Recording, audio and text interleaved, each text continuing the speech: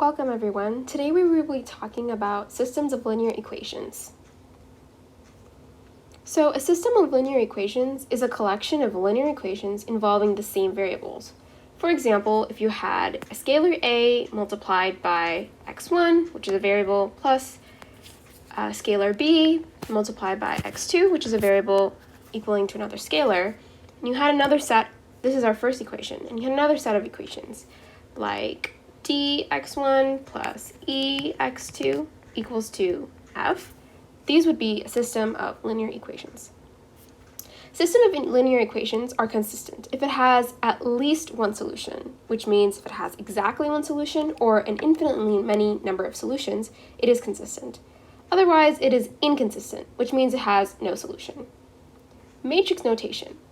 The coefficient matrix only includes the coefficients of the variables. So for this equation problem we have right here, our coefficient matrix would be A, B, and D, E. But there's another way to notify our system of linear equations, which is in a form of the augmented matrix, which contains both the coefficient of the variables and the solutions. So back to this example right here, our augmented matrix alongside these variables will also include our solution, C and F. Let's take a look at an example. Given these two equations, or a system of linear equations, find the coefficient matrix and the augmented matrix. So, like we did earlier, our coefficient matrix will only include the variables' coefficients. So for x1, it'll be 1, x2 will be 3, x3, negative 4. The second one will be 7, negative 9, and 1, and this will be our coefficient matrix. Our augmented matrix, however, will also include our solutions. So it will be 1, 3, negative 4, and the solution is 9, and 7, negative 9, 1, 3. I like to denote and separate these two values with a dashed line, but it's not required. Okay, so elementary row operations. These are the three rules that we can use to manipulate our system of linear equations. We could replace a row with the sum of itself and a scalar multiple of another row. So let's say our row is row 1. It will equal row 1 plus any scalar times row 2, perhaps.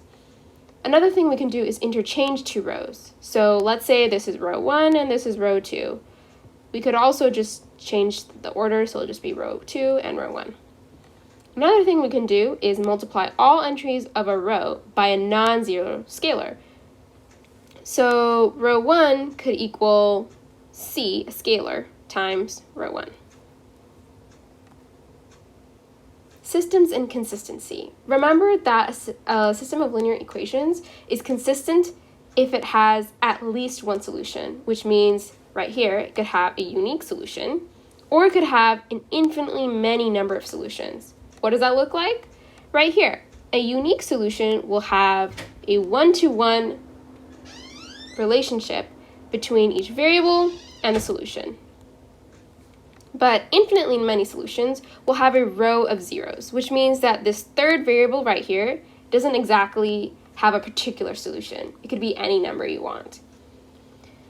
A system of linear equations is inconsistent if it has no solution, which would mean that there's a row of zeros augmented with a number, which is basically impossible. Imagine 0 times x1 plus 0 times x2 plus 0 times x3 to equal a number like 10. Where does this number come from? This should all equal 0 equal 10, which isn't true, which means that there is no solution. All right, let's take a look at an example.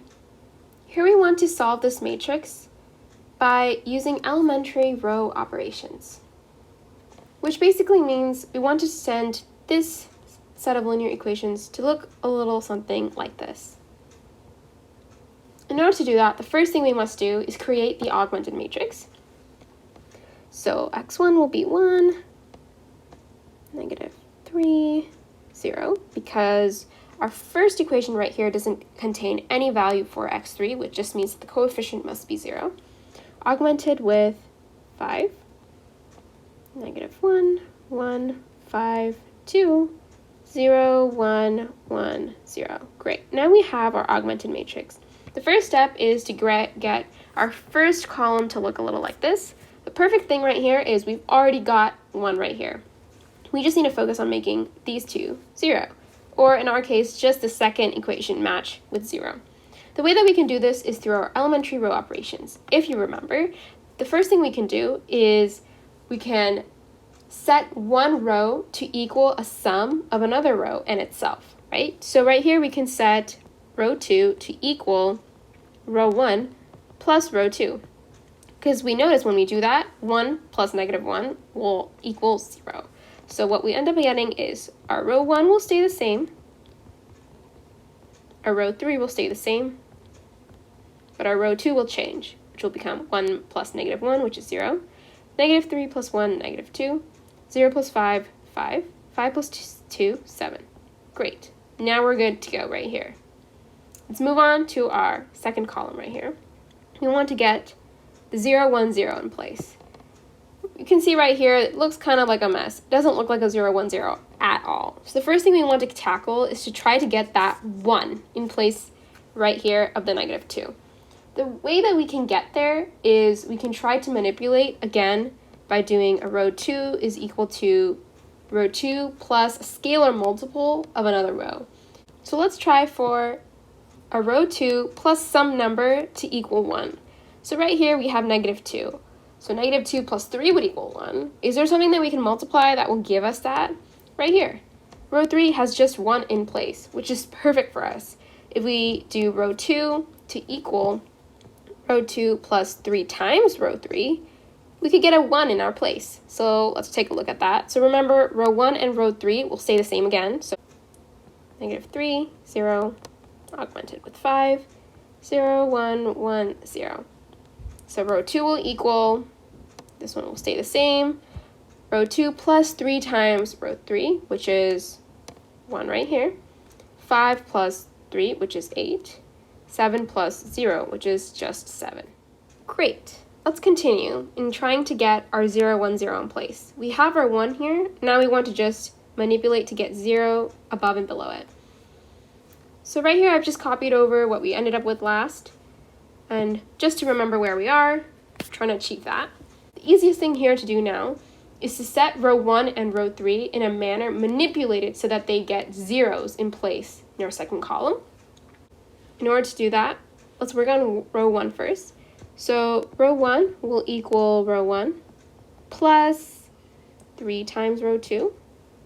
So that will mean that row 2 and row 3 will stay the same. But row 1 will become 3 plus -3, which is 0, 0 plus 24, which is just 24, and 5 plus 21, which is 26. So turn this one into a 0, which could also just be row 3 is equal to row 3 plus -1 times row 2.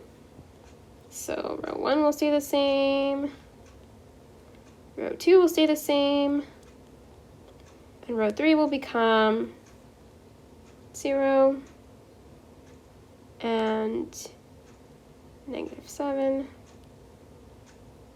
-7.